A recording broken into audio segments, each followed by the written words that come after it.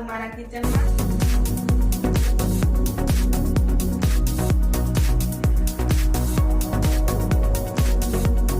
આજે હું તમારી સાથે શેર કરીશ કાઠિયાવાડી સ્ટાઇલથી ટેસ્ટી તીખી લસણની ચટણી।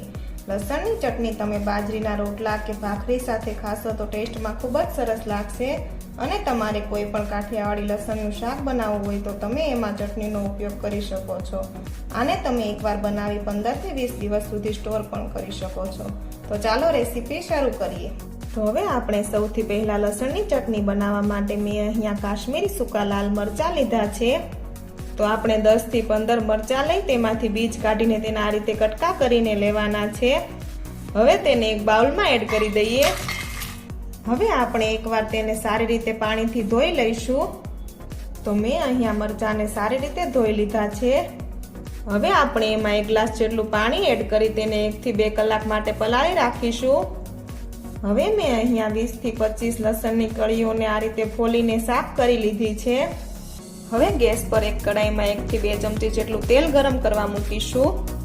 તેલ થોડું ગરમ થાય એટલે એમાં લસણની કળીઓ ઉમેરી દઈશું અને હવે આપણે તેને સ્લો ફ્લેમ પર 2 થી 3 મિનિટ માટે થવા દઈશું।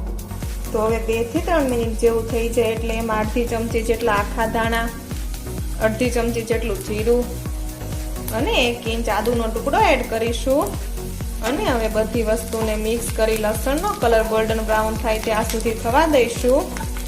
તો હવે તમે જોઈ શકો છો કે લસણનો કલર ગોલ્ડન બ્રાઉન એવો થઈ ગયો છે। હવે આપણે એમાં જે મરચાં પલાળીને રાખ્યા હતા તેમાંથી બધું પાણી નિતારી તે મરચાં એડ કરીશું અને આપણે જે મરચાં પલાળી રાખેલા હતા તે પાણી આપણે ફેંકવાનું નથી, તેને આપણે ચટણી પીસતી વખતે જરૂર લાગે એ રીતે યુઝ કરીશું। હવે બધી જ વસ્તુને 2 થી 3 મિનિટ માટે થવા દઈશું। તો હવે 2 થી 3 મિનિટ જેવું થઈ ગયું છે। હવે આપણે ગેસની ફ્લેમ બંધ કરી દઈશું અને લસણ મરચાંને ઠંડા થવા દઈશું। હવે લસણ મરચાં થોડા ઠંડા થઈ જાય એટલે મિક્સર જારમાં એડ કરીશું। તો હવે લસણ મરચાંને આપણે મિક્સર જારમાં લઈને આપણે પીસતી વખતે જરૂર લાગે તો જે મરચાં પલાળેલા હતા તે પાણી નાખીને દરદરી એવું પીસી લઈશું।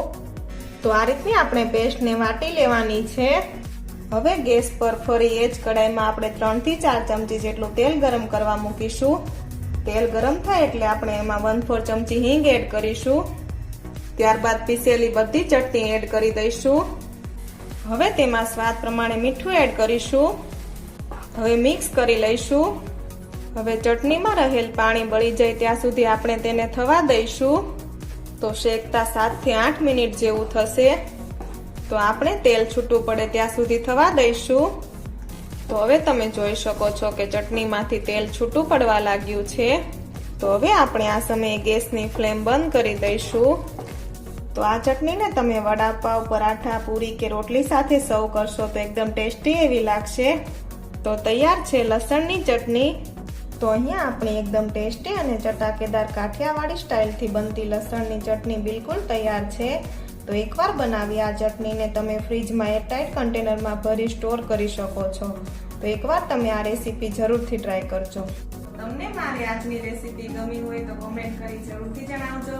સાથે મારા વિડીયોને લાઈક અને શેર કરજો અને મારી ચેનલને સબસ્ક્રાઇબ કરવાનું ના ભૂલશો। Thank you for watching.